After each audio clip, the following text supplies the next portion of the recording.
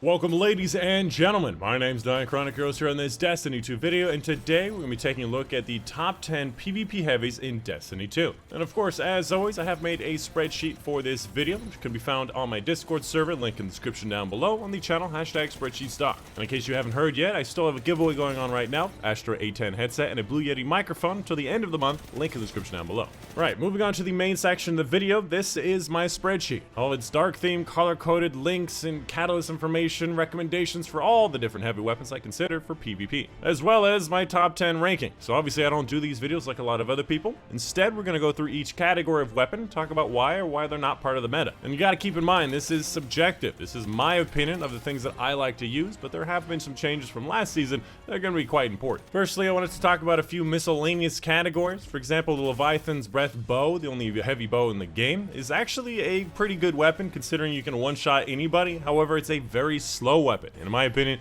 the Sleeper Simulant is just a superior version, as it can one-shot to the body every enemy super in the game, and it shoots a lot faster. After that, we have the 1000 Voices Fusion Rifle, which is actually a pretty good weapon, kills very much everyone in front of you for near infinite range, and kills enemy supers. However, it's very slow charge time, slow delay time, and you can often kill yourself with it quite easily. Personally, I really do like this, but it's not top 10 worthy. Following that, we have the Snipers, Whisper and Darcy, both of which are not really PvP weapons. They both act very similarly to the special snipers, and they don't really offer that much advantage. Although, fun fact, Darcy is the only 140 sniper in the game that can two-shot to the body, but that's not really enough to make me use it. After that, we have the shotguns, the first one with a ranked item, number 9 with the tractor cannon. Actually a very good use weapon, especially if you have long ranged options. For example, a hand cannon plus a sniper. It's nice to have a shotgun in your pocket. And with that, the tractor cannon actually has a pretty impressive range to it. Not specifically the one-shot range, but the actual hit range, which is important considering it suppresses enemies. If you have an enemy super coming at you,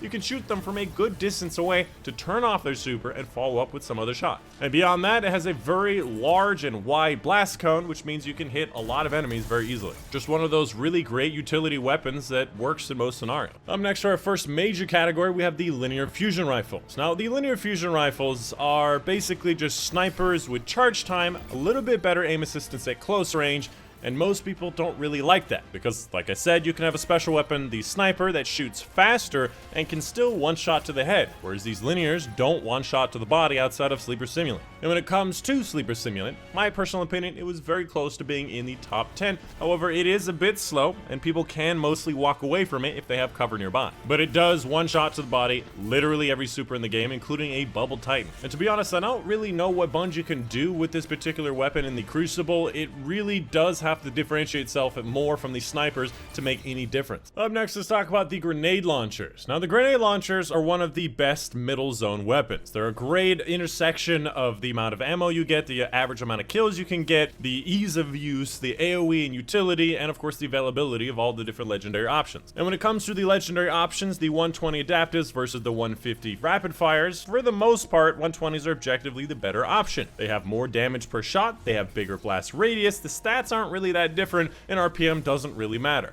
When it comes down to the different legendary options, I still like Interference 6 the best because it can have a damage perk like Full Court, and where you're not going to be getting the full 25 meters of bonus to it, a lot of the times you're going to be getting at least a little bit of bonus, and it can mean the difference of getting a kill or not, and having the effect of killing a super more easily. Beyond that, the other 120s like Blast Batu, Crowd Pleaser, Memory Interdict all have very stat-based things like Quick Draw, Killing Wind, Chain Reaction, Surplus, a lot of good stuff as well. The exotics aren't really that great for PvP outside of the colony, which is a very fun weapon to use. Following that, we have the swords. Now, the swords are a very interesting category. Outside of the Black Talon, they all function pretty much the same as far as Crucible goes. Some people like Quick Fang because it's lightweight and you can also swing fast with it, but for the most part, they're just kind of hide around the corner and swing as somebody gets near. But beyond that, the biggest use of most of these swords is going to be 3-peeking, because whenever you pull a sword out, with or without ammo, you can actually see around corners in third person. And this allows you to get the drop on enemies, to see exactly where they are, and of course be able to surprise enemies as well. However, when it comes to Black Talon, not only can you do everything I just mentioned, you also have a very powerful ranged attack with very good aim assistance, course correction on its shots, and you can also use it twice per heavy ammo from a shared ammo. And it does a lot of damage. I believe you can kill any super in the game with this heavy attack, and it does, like I said, it just does a lot of damage. There's going to be a lot of people who probably think this is going to be the #1 weapon. However, it is quite limited. Even with its ranged attack, you do have to get people within like 10 meters. And don't get me wrong, I think Black Talon is an incredible weapon, and I highly recommend it, and that's why I put it at #4. Up next, let's talk about the rocket launchers, a type of weapon that is very easy to use with a lot of availability pretty much everywhere, especially after Beyond Light. We're getting them literally everywhere, and a lot of exotic options that are great as well. And now technically, I did not rank my legendary rockets higher than just the legendary grenade launchers, but this may be a better fit for you if you like the way they're used. And when it comes to the legendary options, I personally prefer having blast radius, then handling, and then velocity. If you like that, then the high impact frames are going to be your best bet. Firstly, blast radius, hitting more enemies at the same time, is going to be very important. Secondly, handling, it's that sprint to fire speed, so when you're floating through the air, you can pull your weapon up as fast as physically possible. And finally, velocity, everybody understands that, reaching the target sooner. Most people will focus on velocity first. I think this is a mistake, especially considering how many weapons or how many rockets have things like tracking, high velocity rounds, rangefinder, impulse, whatever. There's just so many options to correct for this, it's not that necessary. Outside of that, for the exotic options, first up we have the Truth, which is an excellent use weapon, built-in proximity detection that is better than most proximity grenades. It also has built-in tracking on it and overall exotic tier stats. An excellent use weapon, fire straight down a hallway, you'll accidentally get kills, just like a Wardcliff can. Following that, we have the Eyes of Tomorrow, a weapon that shoots out 6 rockets, each of which are enough to kill a single Guardian. Obviously, this is excellent in Gambit, basically took over the Truth in use case for Gambit, and in Crucible, again, you can kill every super on the field. You can just cover the field in explosions if you want,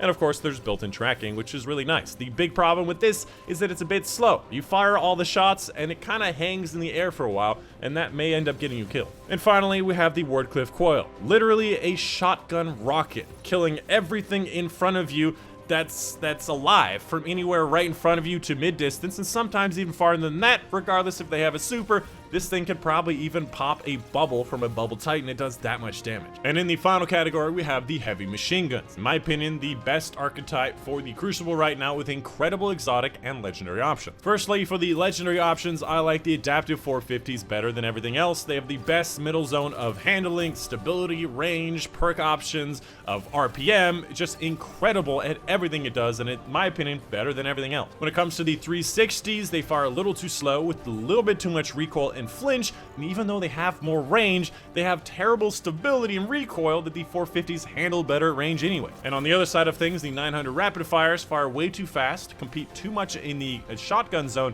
and oftentimes get you 0 to 1 kills per clip, where the 450s feel a bit saucier when it comes to getting kills anyway. When it comes to the different exotic options, first up we have Heir Apparent, a newcomer to the top 10 at #2. The Catalyst completely changed how people think about this weapon. If you've never heard of it, it's kind of like the Sweet Business, where it's a minigun you have to spin up, and once you do get it fully spun up at full health, you also get in a big arc shield around you, which also slows you to walk speed, disallowing you from sprinting or jumping. Now, normally you can actually break this shield with one shot from a 72 RPM sniper that's arc damage. And this was the big thing about it. It was very easy to circumvent this shield, and it also made you really slow. However, with the Catalyst, this shield is twice as strong. It takes 2 shots from an aggressive frame sniper and not 1, which also means all the other damage you need twice as much of. And this makes this an absolute destruction hound, on top of the fact you get 68 ammo from a shared brick off the wall, allowing you to probably get 3 to 6 kills per heavy ammo. And on top of that,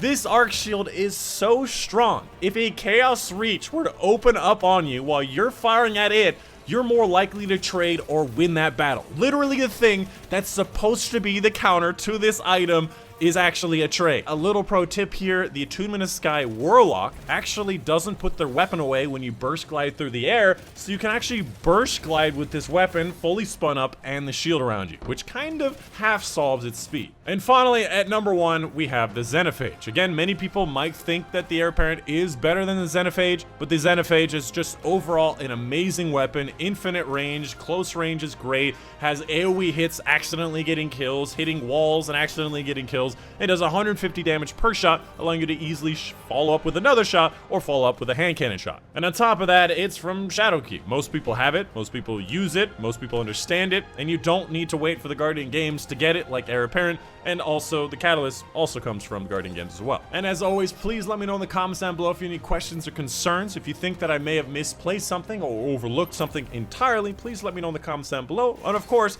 tell me why. If you don't tell me why, I'm not going to know why for the next spreadsheet. And of course, a big thank you to my patrons on Patreon. Truly, without their help, I would not be able to create these spreadsheets. They take 10 to 20 hours every week, and I make absolutely no money from them. In fact, I make less money because you're not watching the video as much. So if you want to see these spreadsheets continue, please consider checking out my Patreon, link in the description down below, because without your help, I may have to stop doing it. Specifically, I want to give a big thank you to Mary Buju, Mom, Dad, Dr. Strange, Joe Smith, Monday, Steve Bachman, Raymond, Jonah, Mutant Panther, Casey Reagan for the support on Patreon. It was like the fastest I've ever done that. And I'll see you guys on the next one.